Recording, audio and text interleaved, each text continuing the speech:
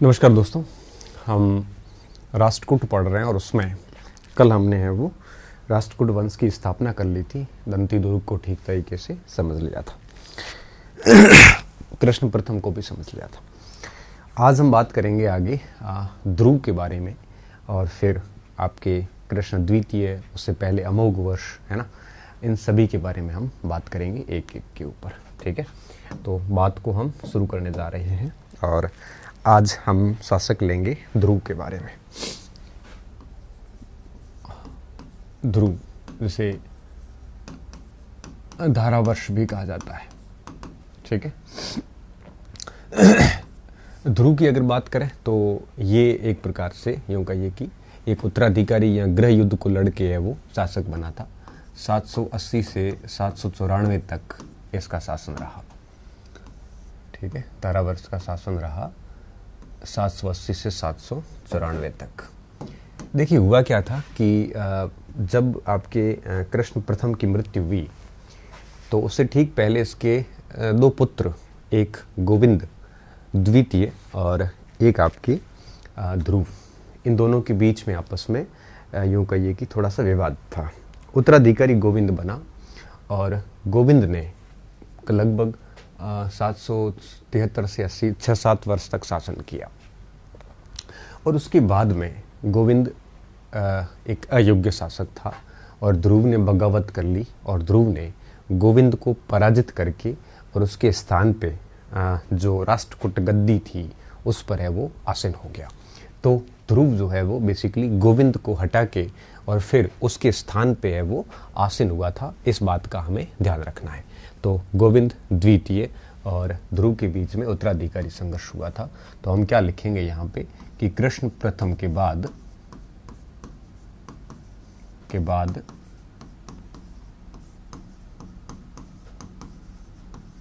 Govind second, पहले first हो गया था 773 से 80। गोविंद सेकंड ने शासन किया।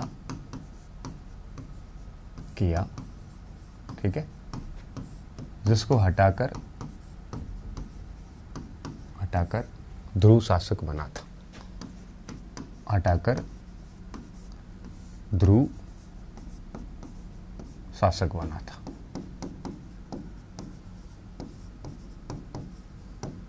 ठीक है, तो ध्रुव शासक बना। ध्रुव के काल की अगर अपन बात करें, बहुत सारी बातों में से एक बात सबसे इम्पोर्टेंट है। देखिए, मैं हमेशा से कहता आ रहा हूँ कि दक्षिण भारत के शासकों में कुछ बातें ही महत्वपूर्ण हैं। अगर एक पेज पे नोट कर ली जाए ना तो 2-3 पेज में दक्षिण भारत का पूरा राजनीतिक जीवन आ जाता है, जहाँ से 2-3 प्रश्न बहुत आसान पूछे जाते हैं। इसके काल में जो सबसे महत्वपूर्ण बात थी वो ये थी कि इस काल में त्रिपक्षीय संघर्ष का आरंभ हुआ था। इसने वत्सराज और आपके धर्मपाल, गुर्जर प्रतिहार शासक वत्सराज और पाल शासक धर्मपाल को पराजित किया था। इसका उद्देश्य कभी भी कन्नौज पर अधिकार करना नहीं रहा, कन्नौज के ऊपर शासन करना नहीं रहा, अर्थात साम्राज्य विस्तार इनके उद्देश्य नहीं थे।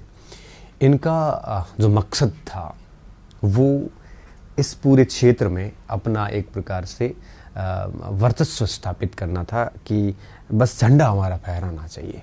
तो प्रतिष्ठा का मामला था, साम्राज्य विस्तार का मामला नहीं था। तो ये लोग क्या करते थे, उत्तर भारत के शासकों को पराजित करके और वापस है वो नीचे दक्षिण में आ जाते थे।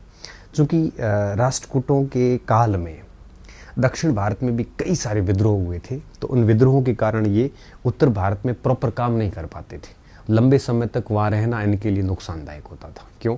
क्योंकि एक साउथ में मानेखेट बहुत नज़दीक नीचे आ जाता था, कन्नौज बहुत ऊपर चला जाता था। तो ऐसी स्थिति में बीच में विंध्याचल पूरा आ जाता था। तो भौगोलिक स्थितियाँ भी ठीक नहीं थी।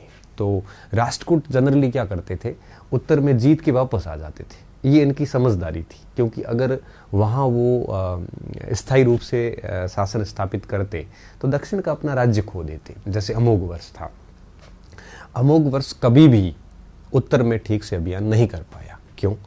क्योंकि अमोघ वर्ष के समय दक्षिण भारत में या राष्ट्रकूट क्षेत्रों में कई सारे विद्रोह हुए और इस स्थिति में उनको पता था कि हम अगर उत्तर में जाएंगे तो निश्चित रूप से दक्षिण का क्षेत्र खो सकते हैं। तो इस वजह से ये लोग जो है राष्ट्रकूट वंश के शासक, बेसिकली इनका प्रयास ये था कि ये ऊपर ऊपर के क्षेत्रों में अपनी प्रतिष्ठा स्थापित करने के लिए कार्य करते थे और प्रतिष्ठा को इसने ठीक तरीके से स्थापित भी किया था। तो इसके काल की अगर अपन बात करें तो शासक बना, इसके काल की निम्न उपलब्धियां थी। काल की निम्न उपलब्धियां महत्वपूर्ण थी। वैसे तो खूब सारी थी, 10-10, 15-15 वर्ष शासन करते थे, तो एक आधी उपलब्धि तो होगी नहीं। हाँ, ये है कि कुछ कुछ मेन उपलब्धियां जो इनको है वो एक प्रकार से हाँ इतिहास में स्थान देती है। पहली चीज, सबसे पहली बात इसने है वो त्रिपक्षीय संघर्ष में भाग लिया। त्रिपक्षीय संघर्ष में भाग लिया।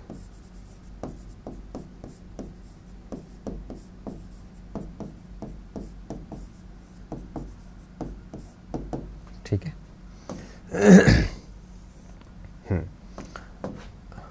ठीक है। ध्रुव के काल में यह संघर्ष प्रारंभ हुआ था।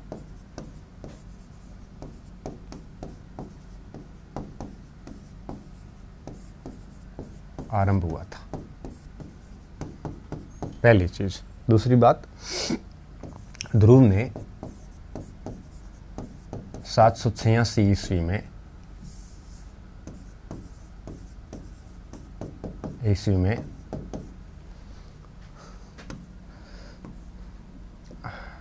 गुर्जर प्रतिहार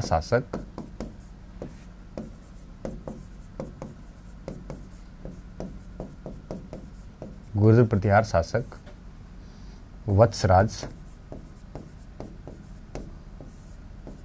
तथा पाल शासक धर्मपाल दोनों को पराजित किया था। अच्छा, एक चीज ध्यान रखना, ये साथ साथ में नहीं किया था। वत्सराज को ठीक है, ऐसे भाषा में ऐसे मत समझना कि धर्मपाल को भी 786, धर्मपाल को बाद में किया, दोनों को पराजित किया था।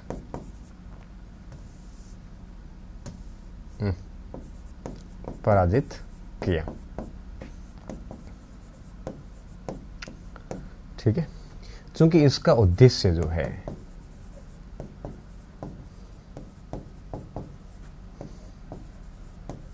कन्नौज पर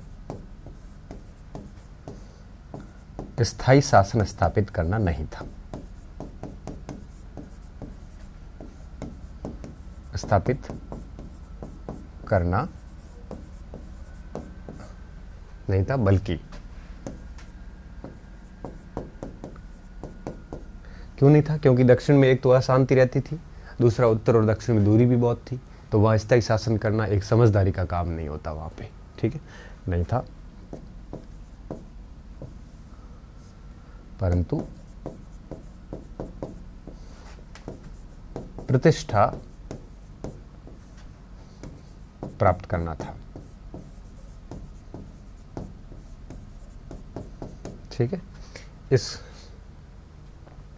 तो इस कारण ये लोग क्या करते थे, शासन वहां पे है वो युद्ध करके वापस आ जाते थे, जीत कर वापस आ जाते थे। ठीक है, क्यों नहीं था? क्योंकि एक तो भौगोलिक दूरी बहुत थी, भौगोलिक दूरी। दूसरा क्या था? दक्षिण के विद्रोह। इनको पता था कि अगर उत्तर में ये काम करने जाएंगे तो पीछे दक्षिण में जो हमारा शासन है वो हम खो सकते हैं, इसलिए लोग यही काम करते थे कि जीत कर वापस आ जाते थे। तो त्रिपक्षीय संघर्ष जो है ये इसके काल का यूं कहिए कि सबसे महत्वपूर्ण जो है वो अभियान था। तो ये एक प्रकार से धर्मपाल को पराजित किया और इसने वत्सराज को है वो बुरी तरह से परास्त किया और क्षेत्र को जीत के वापस जो है उसने यूं कहिए कि लौटा दिया। ठीक है, और गंगा यमुना के दोआब में पहली बार राष्ट्रकूट राज चिन्ह जो है वो यूं कहिए कि प्रसारित हुआ। एक तो इसका ये त्रिपक्षीय संघर्ष में भाग लेना इसका सबसे बड़ी है वो उपलब्धि हम मानती है यहाँ पे। ठीक है। तो ऐसा यूँ कहिए कि सातवाहनों के बाद पहली बार हुआ था कि उत्तरी भारत में भी एक प्रकार से दक्षिण भारत की है वो यूँ कहिए कि ध्वज जो है वो वहाँ फहराया गया था। तो ये ध्रुव की एक बहुत बड़ी उपलब्धि थी। इसके अलावा ध्रुव की जो दूसरी उपलब्धि थी, ध्रुव की दूसरी उपलब्धि हम कह सकते हैं कि वो कला के क्षेत्र में बहुत ही यूँ कहिए कि रुचि लेता था। और हम कह सकते हैं यहाँ पे कि कला क्षेत्र में रुचि, बाकी क्या छोटे मोटे अभियान। अच्छा एक मिनट, कला से पहले हम और अभियान लिख सकते हैं कि इसने पल्लव शासकों को भी पराजित किया था।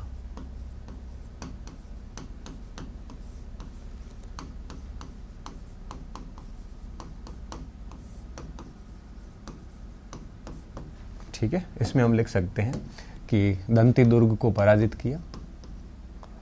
दंती दुर्ग नहीं था,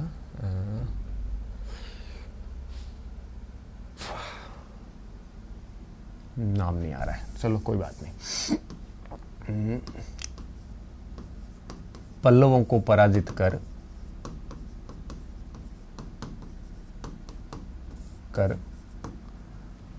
बड़ा क्षेत्र अपने अधीन किया और हाथी उपहार में लिया और हाथी है वो उपहार में लिए।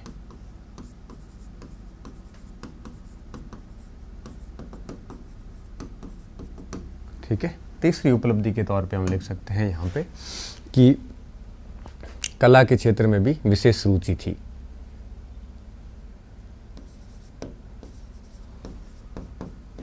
कला में रुचि,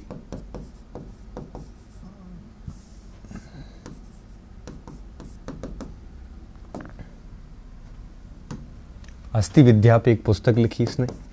अस्थि विद्या का मतलब होता है हाथियों की विद्या। अस्थि विद्या पर ग्रंथ लिखा।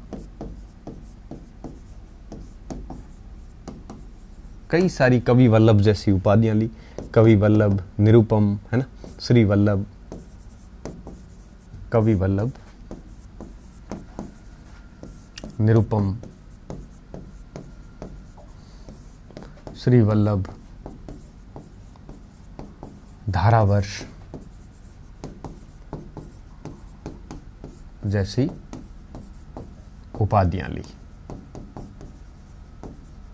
कला मर्मज्ञ की उपाधियां थी ये। तो विद्यार्थियों, ये था हमारे कौन, ध्रुव। तो ध्रुव धारावर्ष में इतनी बातें आपको याद रखनी है। अब इसके बाद में नाम आता है आपके गोविंद तृतीय का।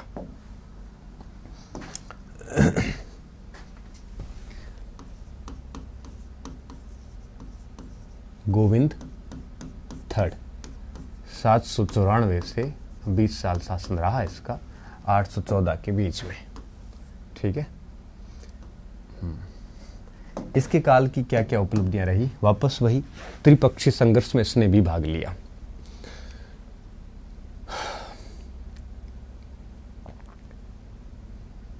अमोघ वर्ष, इसके बाद आएगा अमोघ वर्ष।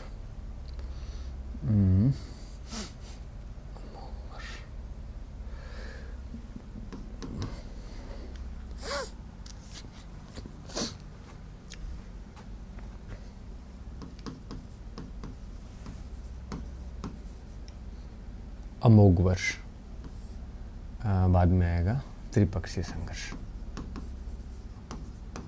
कृष्ण तृतीय। ठीक है, त्रिपक्षीय संघर्ष। ठीक है, अब देखिए इस समय इसने है वो नागभट्ट द्वितीय, जो कि गुर्जर प्रतिहार शासक था, उसको पराजित किया। साथ साथ में इसने धर्मपाल को इसने भी पराजित किया। धर्मपाल ने तो बेसिकली आत्मसमर्पण ही कर लिया था और कन्नौज पर इसने है वो अपना अधिकार कर लिया और इंद्र को अपने राज्य क्षेत्र की सुरक्षा के लिए इसने वहाँ पे नीचे नियुक्त किया था और एक प्रकार से ये सारी चीज़ें इसने वहाँ पे करी थी। ठीक है, तो इसमें हम लिखेंगे कि गुर्जर प्रतिहार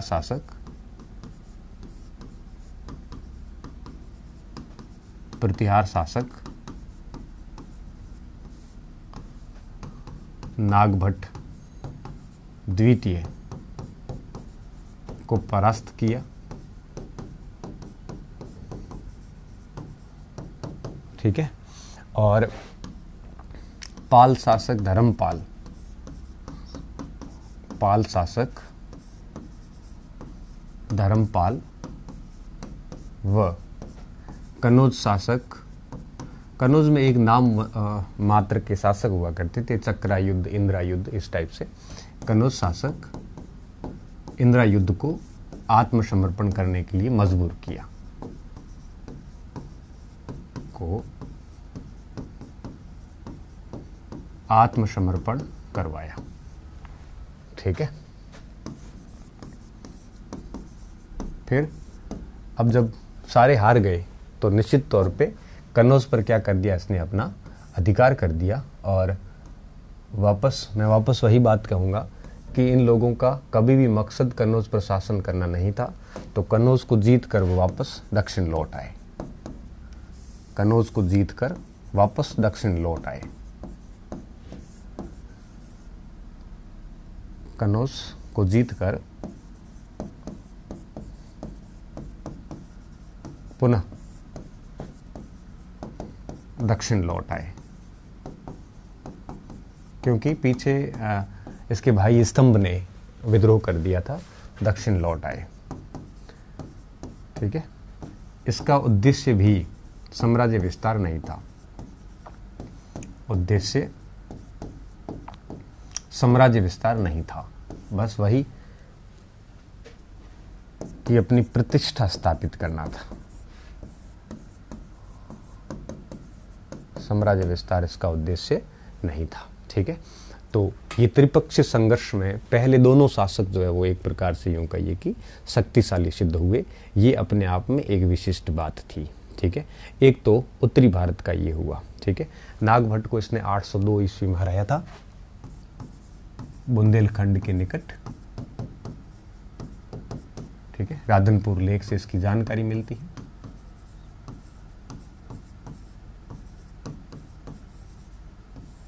ठीक है।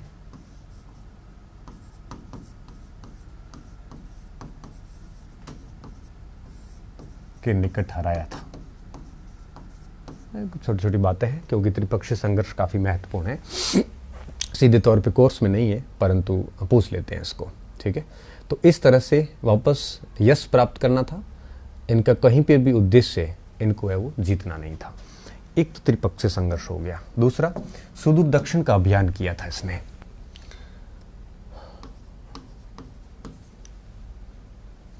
सुदूर दक्षिण का अभियान।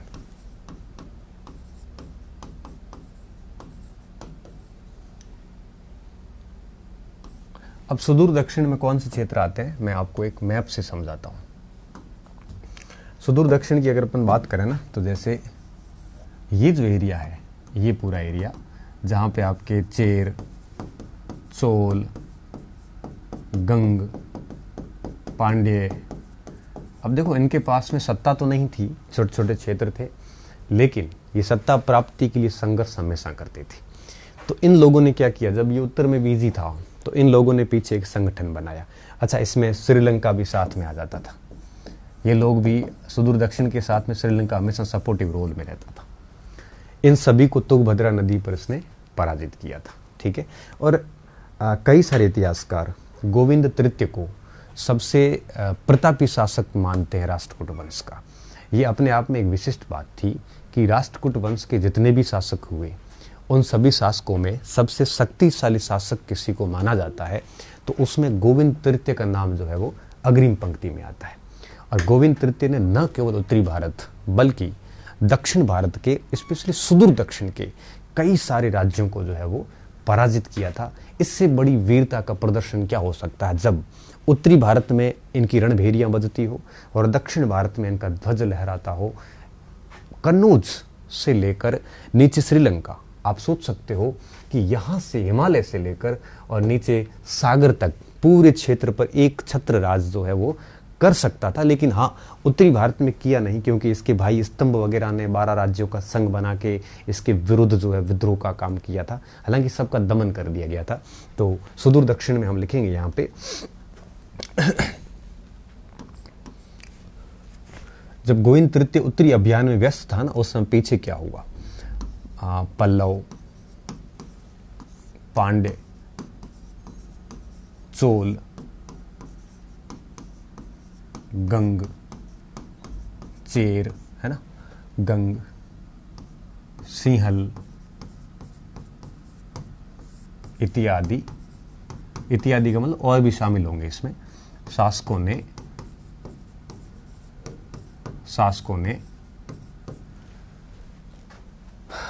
गोविंद तृतीय के विरुद्ध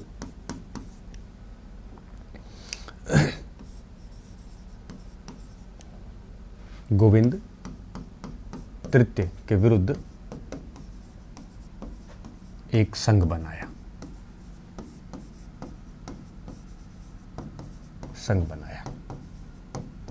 ठीक है, संघ बनाया। इस संघ को तुंगभद्रा नदी के किनारे गोविंद तृतीय ने पराजित किया। इस संघ को तुंगभद्रा नदी के किनारे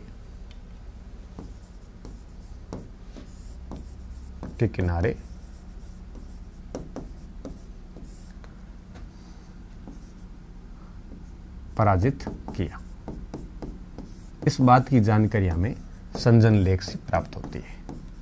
अमोघ वर्ष का है और इस पूरे अभियान में गंग शासक जो है इसकी मृत्यु हुई थी। इस अभियान में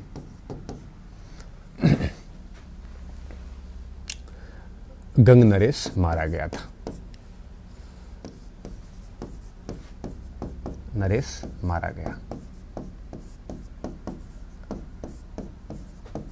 श्रीलंका के शासक को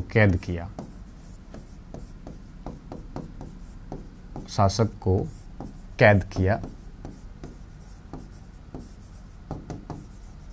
तथा हालापुर लेके आया।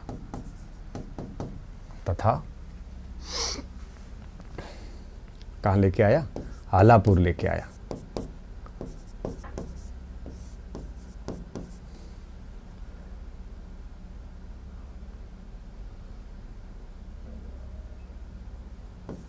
लेकर आया।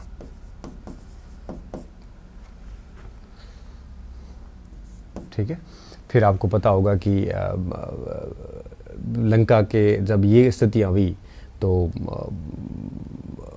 इसने है वो कांचीपुरम क्षेत्र में एक कीर्ति स्तंभ भी इस विजय के उपलक्ष्य में है वो स्थापित करवाया था और कई सारे गिफ्ट वगैरह लिए थे। तो इस विजय के उपलक्ष्य में कांचीपुरम को इसने अपने कब्जे में कर लिया था। इस विजय के उपलक्ष्य में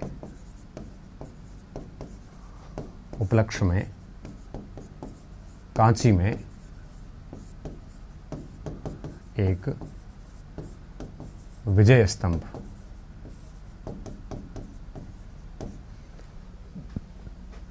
बनाया।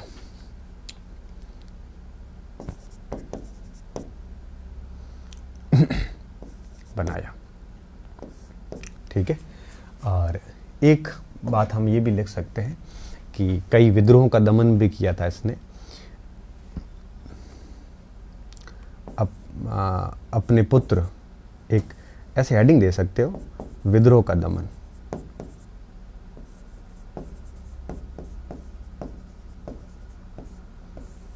ठीक है, अपने पुत्र जो है वो अपने पुत्र स्तंभ जो कि गंगवाड़ी का सामंत था, ये स्तंभ ने 12 राज्यों का संघ बनाकर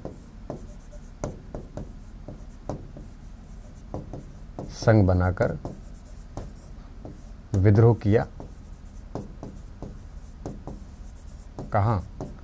गंगवाड़ी में। गंगवाड़ी कर्नाटक के अंदर है। विद्रोह किया जिसका दमन कर दिया गया, जिसका दमन कर दिया गया।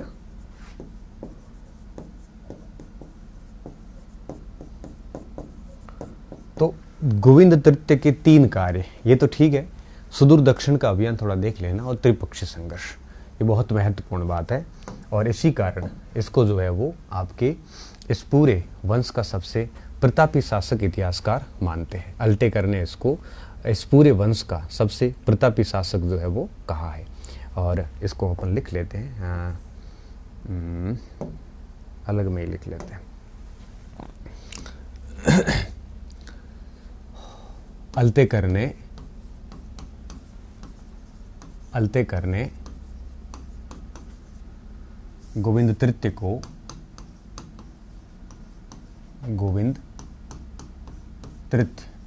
को इस वंश का सबसे प्रतापी शासक कहा है।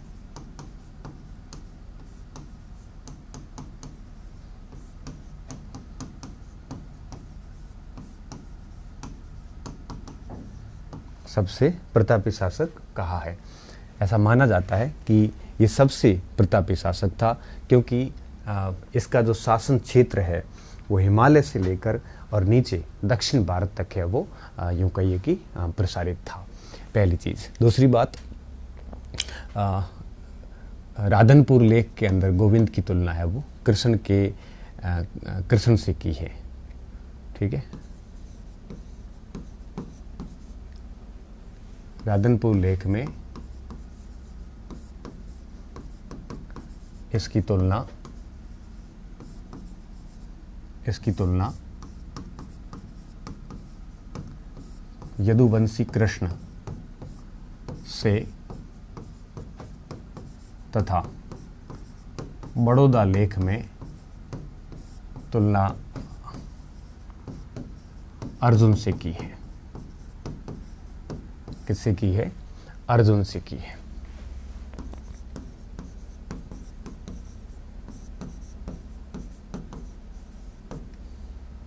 ठीक है की। और अंतिम बात, इसने है वो कई सारी उपाधियां ली थी, कीर्ति नारायण, विक्रम और आपके जगतों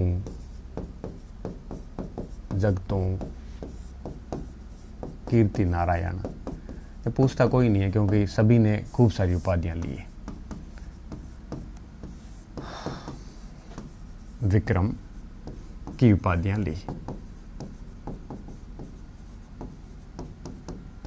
बाकी पृथ्वी वल्लभ, श्री वल्लभ, ये सारी कॉमन उपाधियां थी, तो सब शासकों ने ली थी।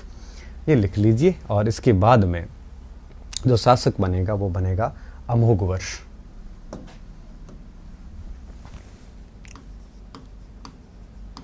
अमोघवर्ष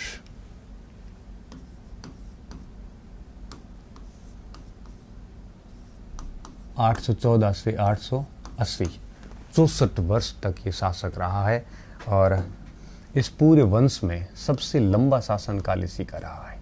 ठीक है, और ये शक्तिशाली शासकों में से मेरे हिसाब से अंतिम था। इसके बाद इतना कोई शासक है वो मुख्य नहीं हुआ।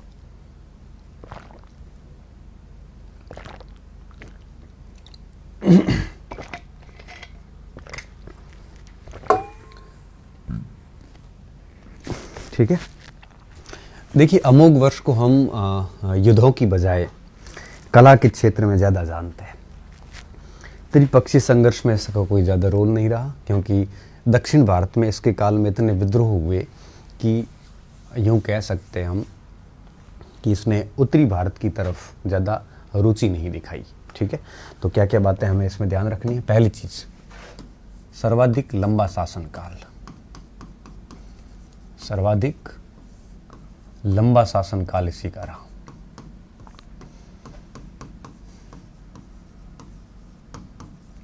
कितना? 64 वर्ष। इंद्र तृतीय भी काफी शक्तिशाली थे। 64 वर्ष काल रहा। ठीक है, इसका जन्म एक रण शिविर में हुआ था, युद्ध के अंदर स्कंदवार में हुआ था। इसका जन्म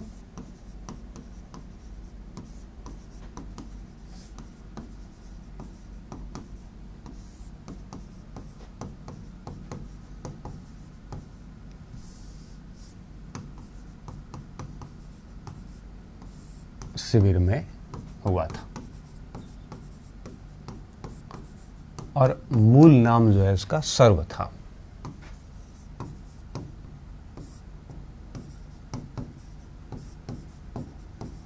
क्या था? सर्व इसका मूल नाम था।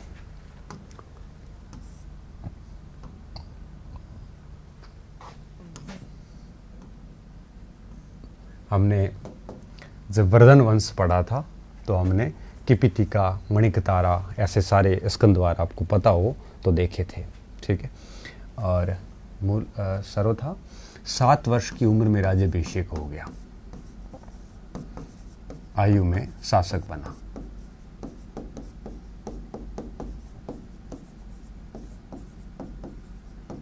महज 7 वर्ष की अवस्था में ही शासक बन गया था।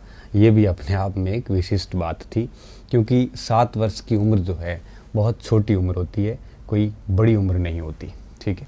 और इसके काल में यूँ कह सकते हो कि आपके गुजरात के अंदर जो राष्ट्रकूट थे, और उसमें यूँ कहिए कि ध्रुव प्रथम वगैरह, गुजरात के राष्ट्रकूटों ने 25 वर्ष तक विद्रोह किए। तो आरंभ के 25 वर्ष तो है वो उस विद्रोह के दमन में इसके चले गए। ठीक है।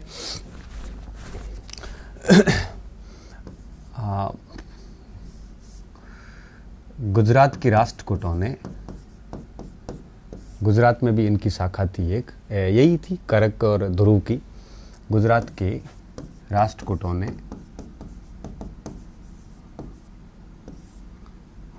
शाखा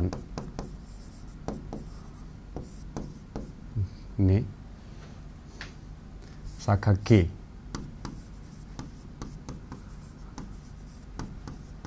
विद्रोह के कारण, शाखा के विद्रोह का दमन करने में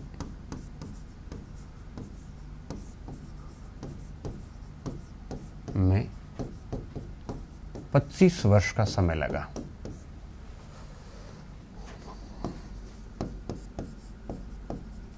ठीक है। तो आरंभिक जो समय था वो पूरा का पूरा विद्रोह दमन में चला गया, और यही कारण था कि वो उत्तरी भारत में अपना अभियान नहीं कर सका। हालांकि कुछ क्षेत्रों में, जैसे सिरूर का भी लेख कहता है कि अंग, बंग, मगध, मालवा, वेंगी को इसने नतमस्तक किया था, लेकिन वो बात इतनी प्रमाणिक नहीं है। इस कारण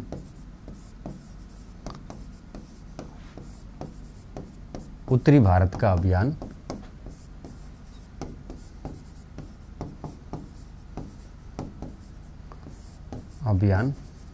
नहीं कर सका। यद्यपि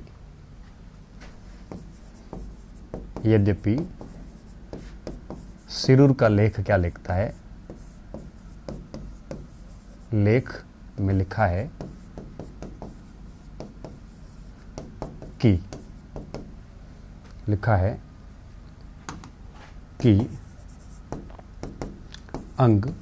अंग राजधानी चंपा, बंग बंगाल, मगध, अंग, बंग, मगध, मालवा को नतमस्तक किया था। मालवा तथा वेंगी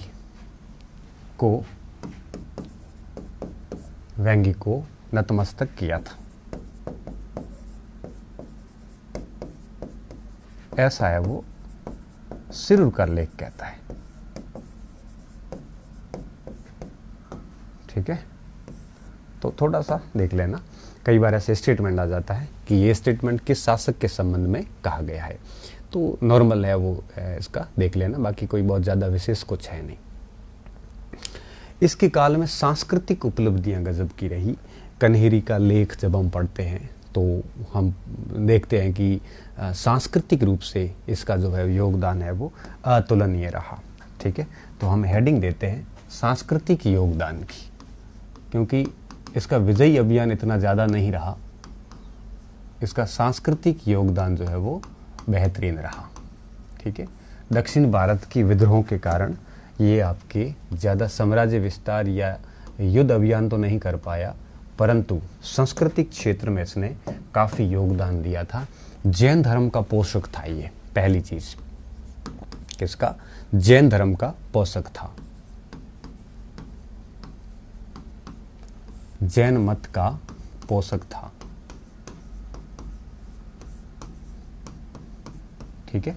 और आदि पुराण जो लिखी गई थी जिनसेन की, जिनसेन को ये अपना गुरु मानता था। आदि पुराण के लेखक जिनसेन को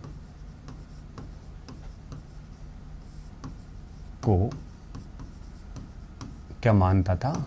अपना गुरु मानता था, अपना गुरु मानता था। और इसी के प्रभाव में आकर जैन मत अनुयायी था। इसी के प्रभाव से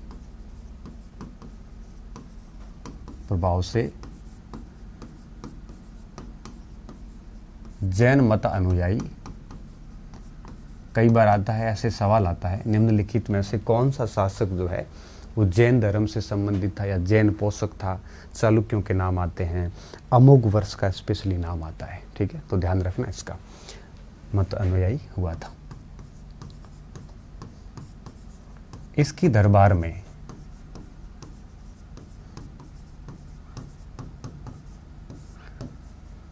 प्रसिद्ध, अब ये गणितज्ञ थे जैन, प्रसिद्ध जैन आचार्य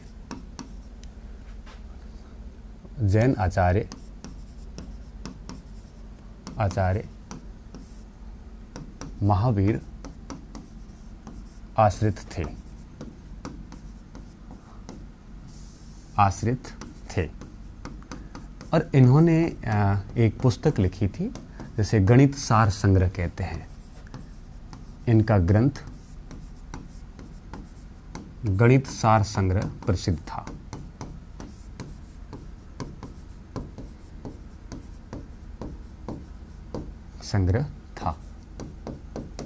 ठीक है। जिनसेन और आचार्य महावीर, गणित सार संग्रह। ठीक है, ये चीज़ें थोड़ी सी ध्यान रखना। और कन्हेरी का जो विद्यालय था वो भी एक प्रकार से जैन धर्म का एक केंद्र था यहाँ पे। और ख़ास बात देखिए,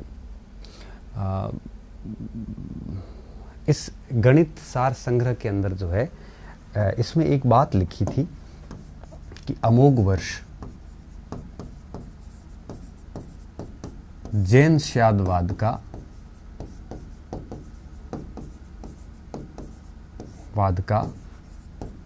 पोषक था या समर्थक था।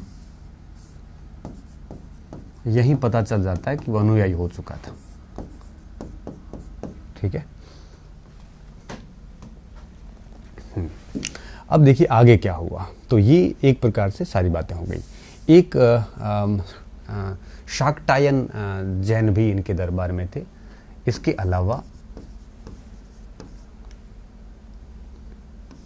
अलावा शाक्टायन जैन भिक्षु, जैन आचार्य इनके दरबार में थे।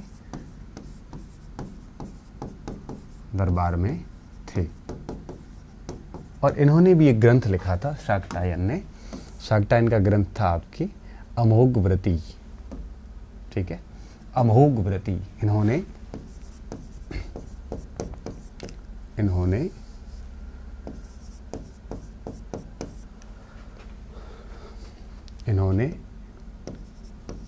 अमोघ व्रती ग्रंथ लिखा था।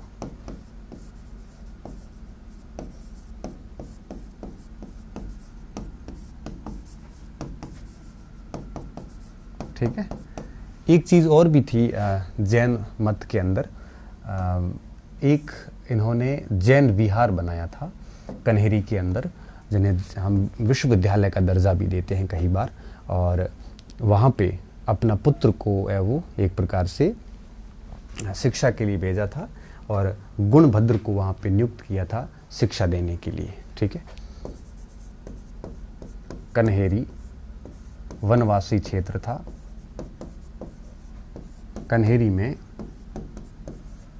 जैन विहार बनाया तथा अपने पुत्र को यहां अध्ययन हेतु भेजा था।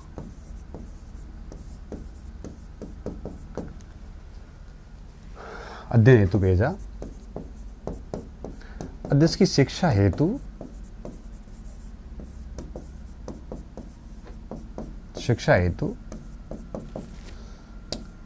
गुणभद्र की नियुक्ति की।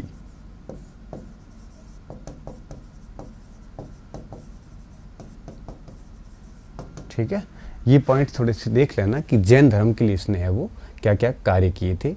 ये बहुत महत्वपूर्ण बातें हैं सारी की सारी। ठीक है, इसके अलावा अगर अपन देखें तो हिंदू देव देवताओं के बारे में भी इन्होंने जो है वो कोई कार्य यूं कहिए कि कोई भेदभाव है वो नहीं किया था। तो दूसरा बिंदु हम आते हैं सांस्कृतिक योगदान के अंदर। कहते हैं कि इन्होंने एक बार जब इस क्षेत्र में अकाल पड़ा था तो कहते हैं कि लक्ष्मी के मंदिर को अपना अंगूठा काट के वो दान में दे दिया था। तो हिंदू देवी देवताओं का भी यह सम्मान है वो बराबर का करता था।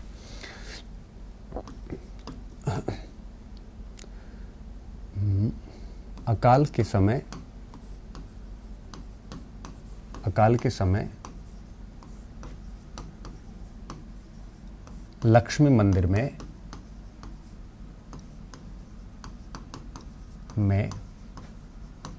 अपना अंगूठा दान दिया, संजन लेख के अनुसार। ठीक है, तो मतलब हिंदू देवी देवताओं पर भी ये उतना ही आपके सम्मान करते थे, परंतु थे आपके यूं कहिए कि जैन मतानुयायी। ठीक है, एक सबसे इंपॉर्टेंट बात और भी थी कि इसने मान्यखेत नगर की स्थापना की थी। मान्यखेत नगर की स्थापना की थी।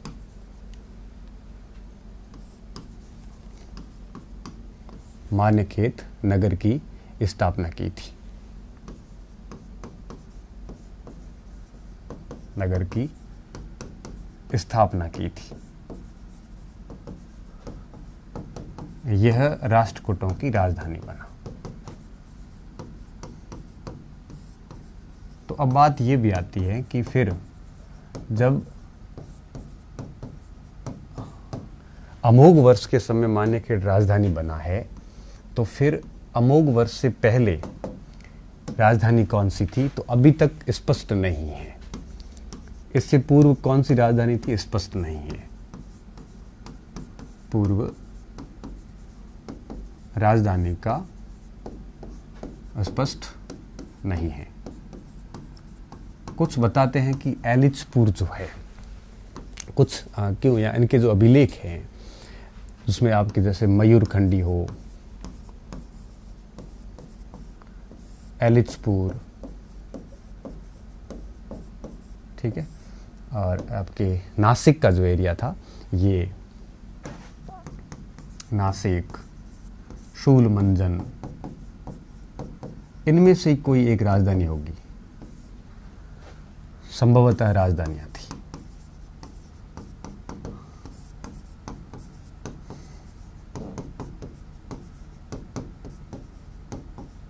ठीक है, कोई निर्धारित नहीं है कि पहले राजधानी कौन सी थी, लेकिन ये नाम यहां से मिलते हैं, इस हिसाब से लगता है कि संभवतः यह राजधानियां हो सकती है। ठीक है, ये बात है वो मिलती है हमें। इसके अलावा इसके पास में कन्नड़ भाषा का भी काफ़ी कुछ कार्य इसने किया था, तो थोड़ा सा वो भी देख लेते हैं। कन्नड़ भाषा का जो काव्य था कविराज मार्ग, उसको अमोघ वर्ष ने लिखा था। भाषा का काव्य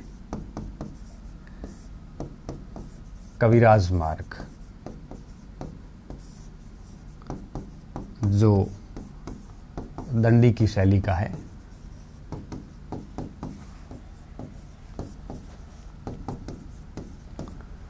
मार्ग की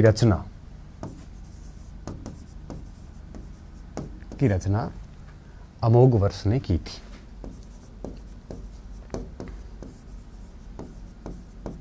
वर्ष ने की थी। ये चीज़ें जो है काफ़ी महत्वपूर्ण है, पूछ लेते हैं कई बार। रत्नमाली का भी इसने लिखा था। ये यूँ कहिए कि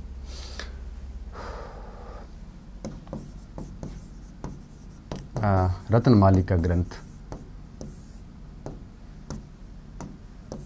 अन्य रचना थी।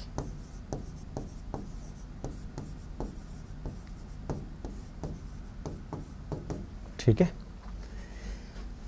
अब एक चीज यहां पे और भी आती है कि संजन लेख क्या कहता है। संजन लेख ने कई सारी चीजें करी है।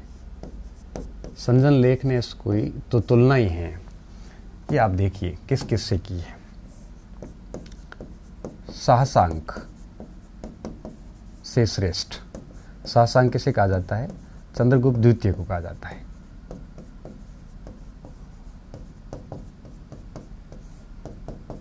उससे श्रेष्ठ बताया है। दधीची, महर्षि दधीची से तुलना की। ठीक है, महर्षि दधीची के समकक्ष को ज्ञानी बताया है। इसके अलावा आपके उसी नर शिविराज के समक्ष भी माना है। उसी नर शिविराज, ठीक है, इनसे है वो इसकी तुलना की गई है। तो इस चीज का थोड़ा सा ध्यान रखना। और अब इसके आखिर में हम आते हैं कि और क्या क्या था इसके पास में, जो परीक्षा के इंपॉर्टेंट पॉइंट ऑफ व्यू से यहीं लिख लेते हैं।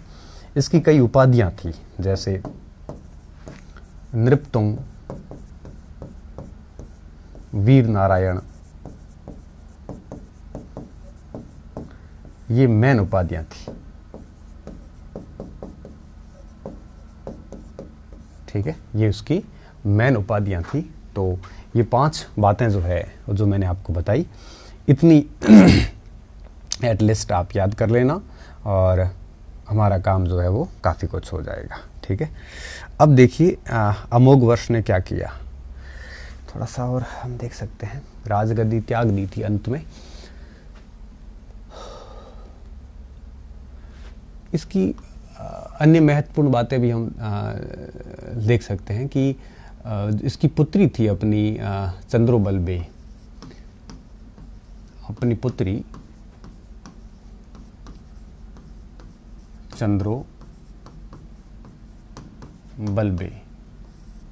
को रायचूर की प्रशासिका नियुक्त किया था। प्रशासिका नियुक्त किया था। ठीक है, काफी महत्वपूर्ण तथ्य है ये। ठीक है, और इसके अलावा हम देखते हैं तो इसको दक्षिण का अशोक भी कहा जाता है, कुछ इतिहासकार कहते हैं। ठीक है, और जीवन के अंतिम समय में अपनी राजगद्दी जो है वो त्याग दी थी। ठीक है, प्रश्नोत्तर मालिका ग्रंथ से हमें क्या जानकारी मिलती है? प्रश्नोत्तर मालिका ग्रंथ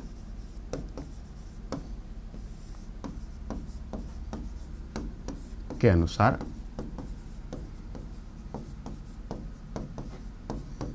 कृष्ण द्वितीय के पक्ष में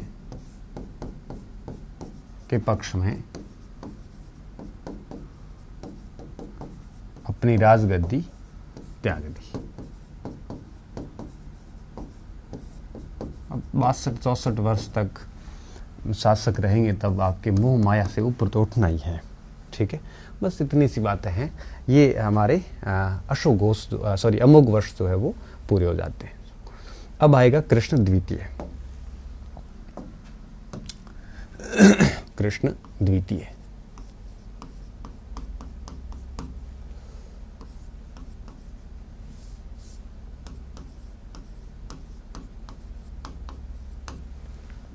ठीक है, कृष्ण द्वितीय।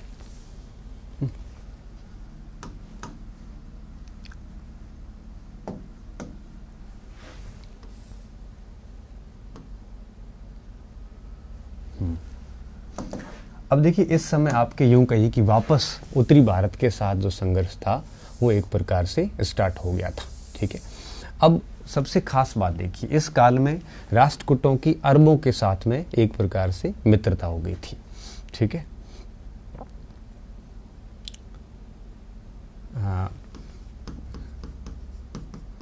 राष्ट्रकूट व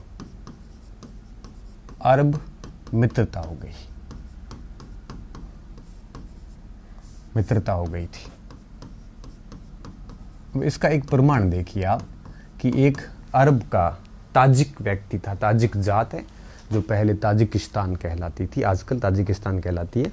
एक ताजिक को इन्होंने है वो इस क्षेत्र का गवर्नर तक नियुक्त किया था, हो गई थी। एक ताजिक को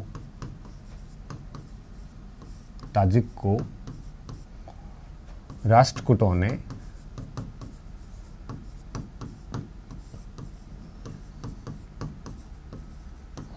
गवर्नर नियुक्त किया था।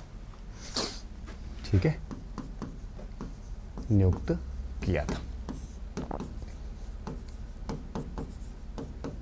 ठीक है, एक बात हो गई। दूसरी बात, इसके समय यूं कहिए कि इसने चोलों के साथ, कलचुरी वंश के शासकों के साथ में है वो, यूं कहिए कि चोल और कलचुरियों के साथ में वैवाहिक संबंध स्थापित किए,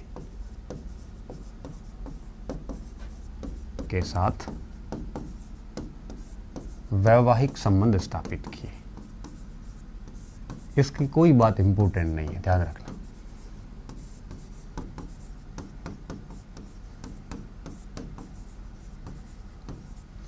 ठीक है, वेंगी की चालुक्यों के साथ में इसका दीर्घकालिक संघर्ष रहा। ठीक है, और उसमें विजयादित्य ने तो इसको परास्त भी किया था। वेंगी के चालुक्यों व प्रतिहार मिहिर भोज के साथ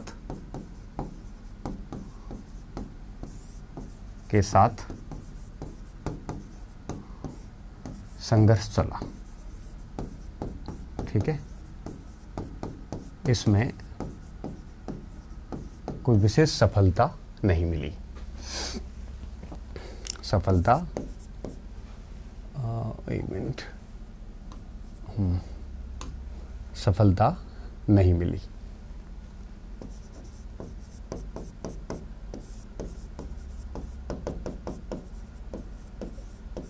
ठीक है, तो ये कोई विशेष बातें नहीं थी, तो याद हो तो ठीक है, नहीं तो कोई बड़ी बात नहीं है। ठीक है,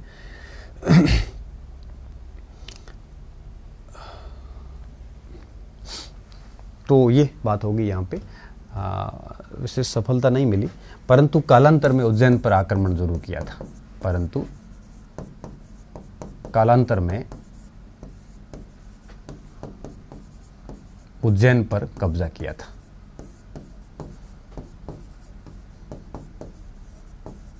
उज्जैन पर अधिकार किया था। तो आपको कृष्ण द्वितीय में तो कोई विशेष याद करने की जरूरत है नहीं।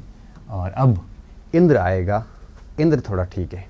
ठीक है, क्या नाम है, इंद्र तृतीय।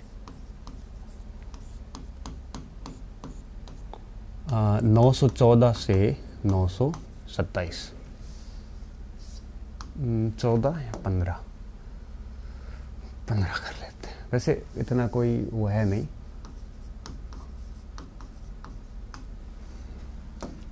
ये सन किसी को याद नहीं होते, बस क्लास से पहले हम थोड़े देख के आते हैं, बाकी परीक्षाओं में भी कोई पूछता नहीं है।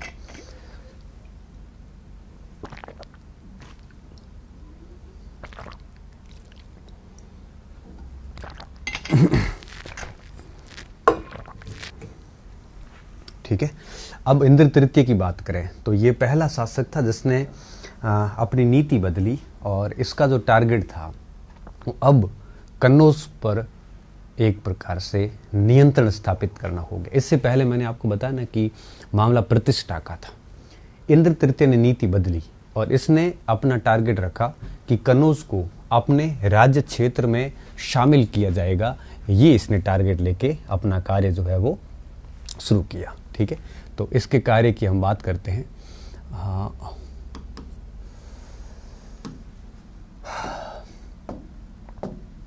बस ये पूरा होने वाला है, ज़्यादा कुछ है नहीं। उत्तर भारत अभियान या त्रिपक्षीय संघर्ष कह सकते हो, उत्तर भारत अभियान ठीक रहेगा।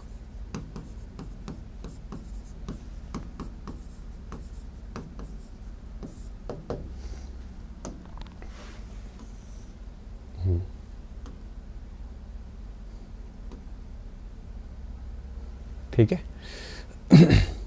अब देखिए क्या हुआ।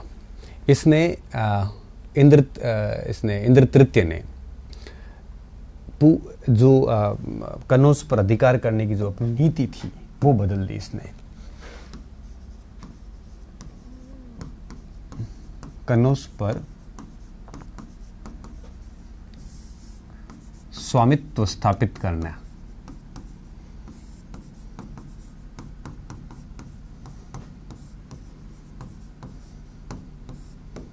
मुख्य उद्देश्य था। इससे पहले प्रतिष्ठा की बात थी और अब इन्होंने साम्राज्य विस्तार जो है अपना टारगेट रखा। और इस संबंध में यूं कहिए कि जो महिपाल था गुर्जर प्रतिहार शासक, महिपाल को इन्होंने क्या किया, पराजित किया। और पराजित करके इसने जो है वो आपके उस क्षेत्र पर अधिकार किया। गुर्जर प्रतिहार शासक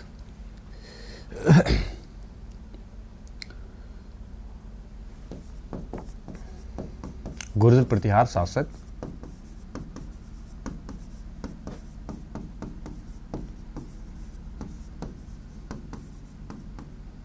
महिपाल को 916 में पराजित किया। में पराजित कर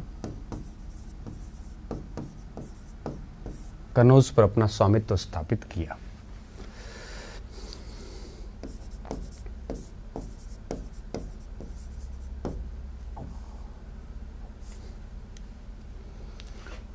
कनौज पर अपना स्वामित्व स्थापित किया।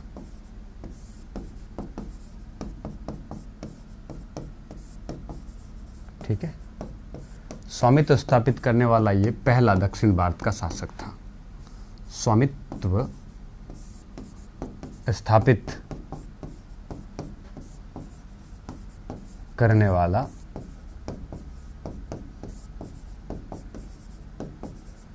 दक्षिण भारत का पहला शासक था।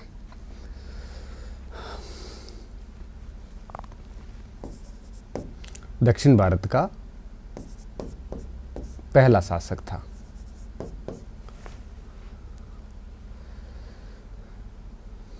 पहला शासक था।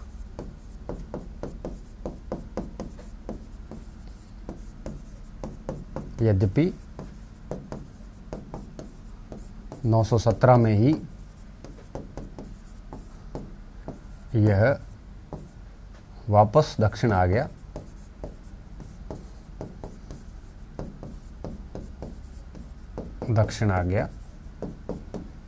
तथा कनौज पर पुनः महिपाल का अधिकार हो गया।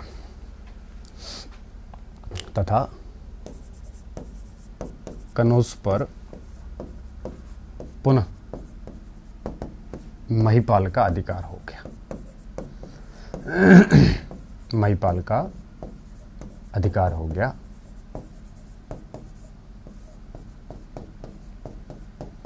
ठीक है, कम समय रहा परंतु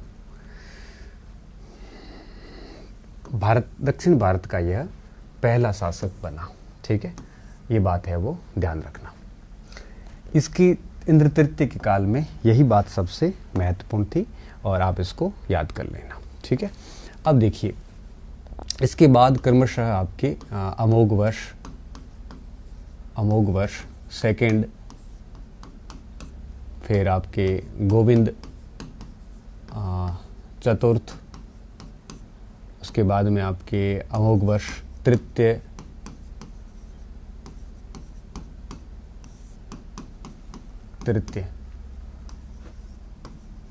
कमजोर व अल्पावधिक शासक बने।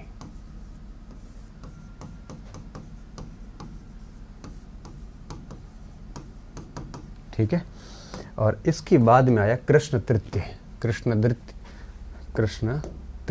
हाँ, द्वितीय हो गया, कृष्ण तृतीय। ये कृष्ण तृतीय जो था, ये आप कह सकते हो कि इस वंश का अंतिम ठीक ठाक शासक था।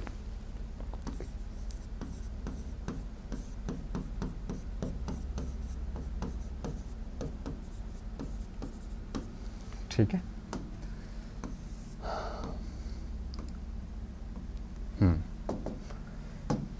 तो हम इसमें क्या लिखेंगे कि इसने है वो अकाल वर्ष की उपाधि ली थी।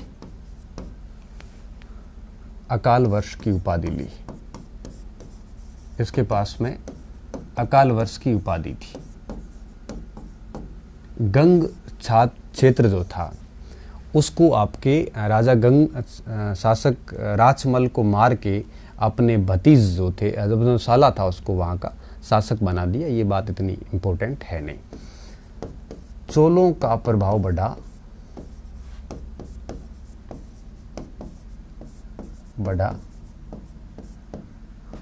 तथा राष्ट्रकूट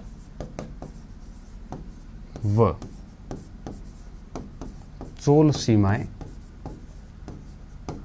स्पर्श कर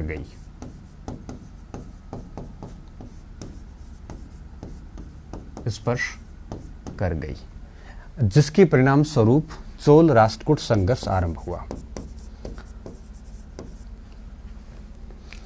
जिसके परिणाम स्वरूप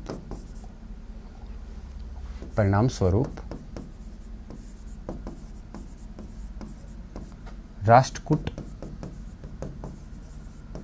व चोल संघर्ष आरंभ हुआ।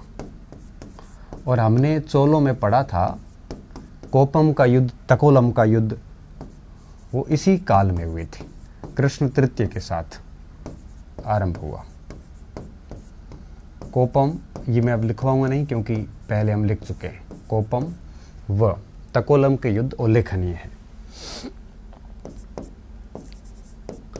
ठीक है ना। फिर चोल युवराज राज आदित्य मारा गया ना, आपको याद होगा तो। तकोलम युद्ध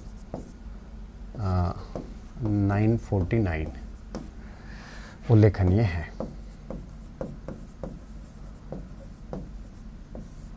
ठीक है, ये ध्यान रखना, ये वास्तव में बहुत महत्वपूर्ण पॉइंट है। और स्पेशली जब हम बात चोलों की करते हैं तो चोलों के लिए ये बहुत इंपॉर्टेंट पॉइंट थे। ठीक है, और आखिरी बात, राष्ट्रकूट वंश का अंतिम योग्य शासक था। राष्ट्रकूट वंश का अंतिम योग्य शासक था।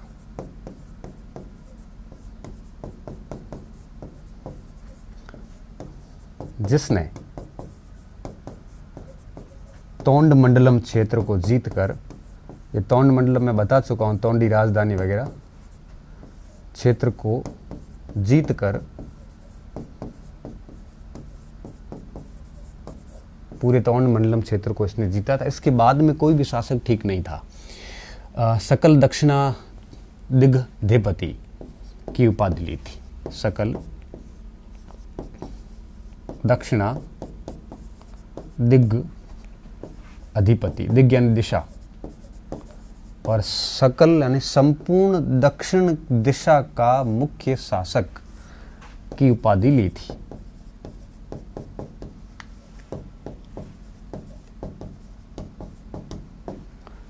ठीक है, तो ये पॉइंट आपके लिए ठीक है, याद हो तो।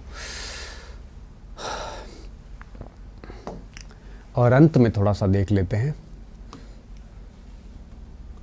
रामेश्वर के अंदर, रामेश्वर में इसने है वो दो मूर्तियां स्थापित करवाई थी, कृष्णेश्वर और गंड मार्तंडादित्य। कृष्णेश्वर व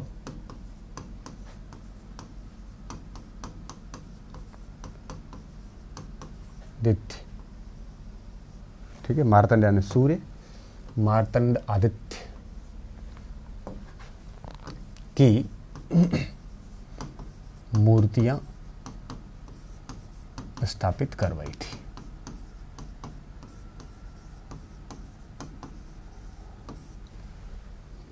ठीक है, करवाई थी, जो कि उसकी दक्षिण विजय का प्रतीक है।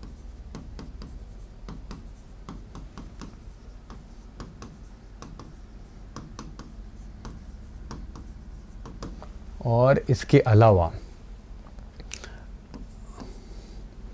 इसके दरबार में कई विद्वान थे।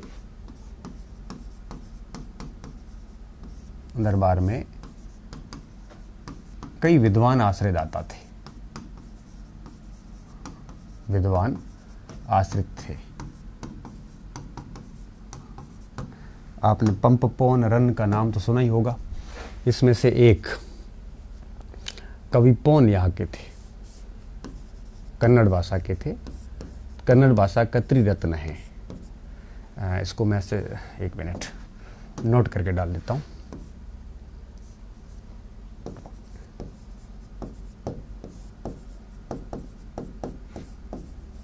कि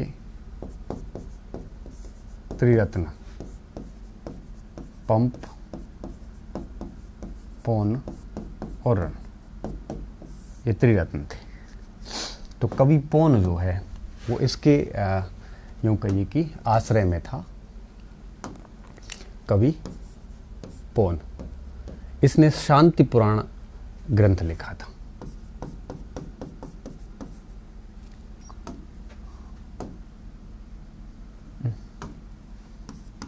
अब सीधी सी बात है, कन्नड़ भाषा का कवि था तो कन्नड़ भाषा में लिखा होगा। इसके अलावा पुष्पदंत भी इसके दरबार में थे, जिसने ज्वाला मालिनी कल्प लिखा। क्या लिखा था? ज्वाला मालिनी कल्प ग्रंथ की रचना की। ठीक है, तो इन 2 कवियों का आप थोड़ा सा देख लेना। और फिर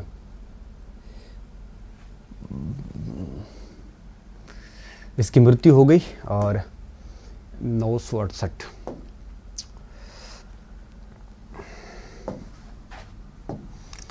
972 ईस्वी में सियक परमार ने मानेखेट को लूटा।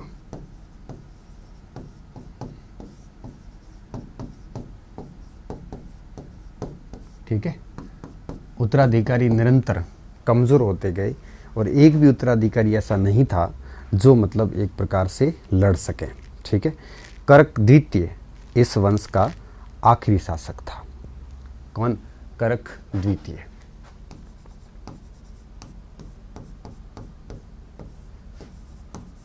इस वंश का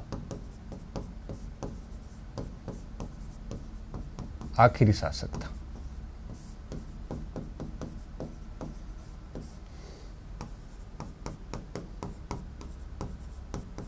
तैलप द्वितीय ने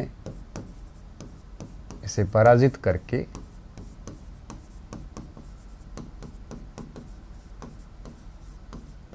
कल्याणी के चालुक्यों की स्थापना करी। ये बात हम पहले पढ़ चुके हैं।